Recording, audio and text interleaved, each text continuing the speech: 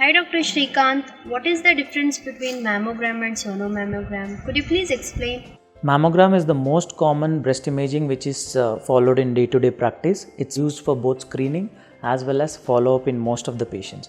So what is this mammogram?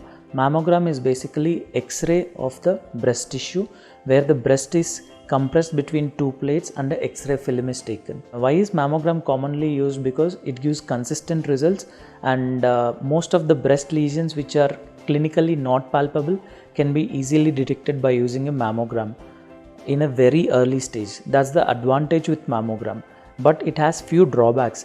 Like if the breast tissue is very small, compressing the breast tissue among the mammogram plates is going to be difficult, and in younger people where the breast is going to be very dense, in such patients using mammogram and interpreting any kind of findings will be difficult.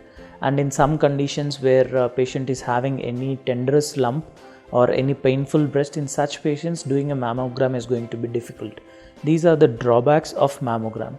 And what is sonomammogram? Sonomammogram is a combination of both ultrasound and X-ray of the breast. So in cases where you can't do mammogram, in such cases only USG will be done, that is ultrasound of the breast.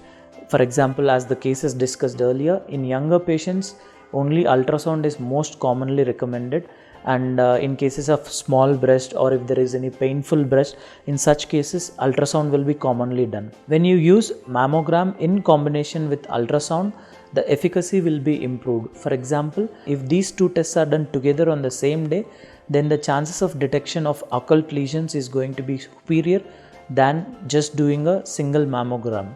So basically how I generally recommend for patients is, if the patient is very young, having smaller breast and a denser breast, in such patients I would generally ask them to undergo a ultrasound, and in cases of elderly patients I would always recommend to undergo a sonomammogram.